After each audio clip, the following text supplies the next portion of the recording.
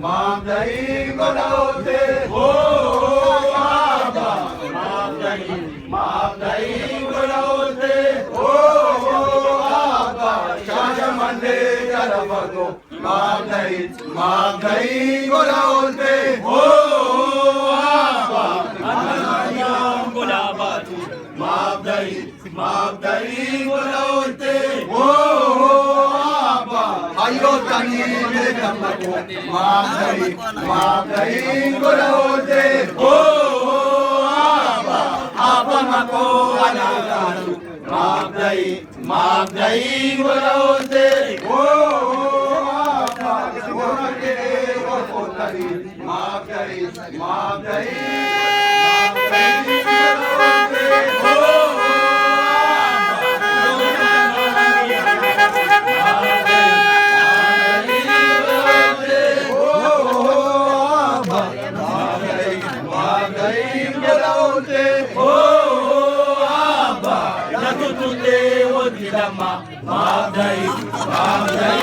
Golaute, oh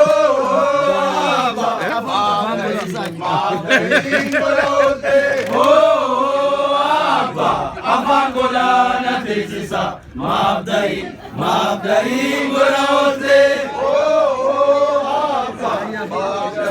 Mamdai Golaute, oh Abba, Ayamaru na tesisa, Mamdai Golaute,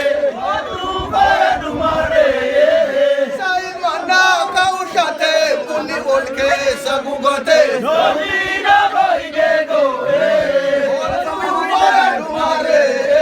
Nonile Hingalana, Taftele Hingalana, Nonina Baigego,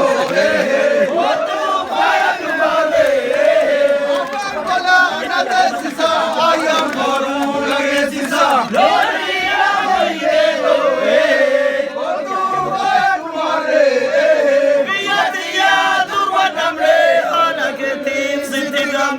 Lorina Baigego,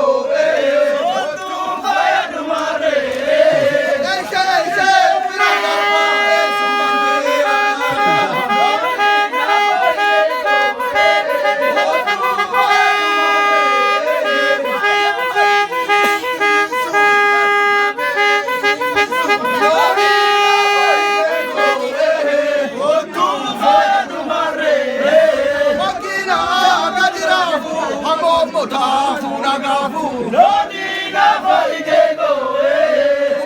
Kutanka duro, Nonina Baigego, Sisi ke karagae, karala chunanage, Sabatulu nakajelte, Silgalu nakajelte, Nonina Baigego, Otu Baya Dumare, Turba Mendo Barafatu, Yabo Malka Obafatu, Nonina Baigego, Otu Baya Dumare, Ezo Jala Sahaje,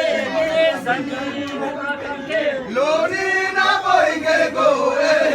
Otu Baya Dumare,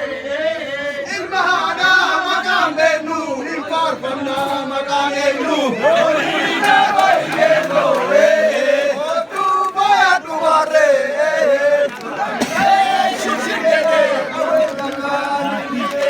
Nonina Baigego, Otu Baya Dumare, Orake Gorkotani Akaboha Ugotani, Nonina Baigego, Otu Baya Dumare, Almazene Asimaru, Nonina Baigego, Otu Baya Dumare, Kagura de Lafagayu, Naton le Haragayu, Nonina Baigego, Otu Baya Dumare,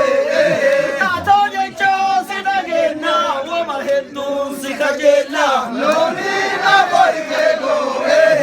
Otu Baya Dumare, Naton Kae Shishijere, Kegol Ibajir Tijere, Nonina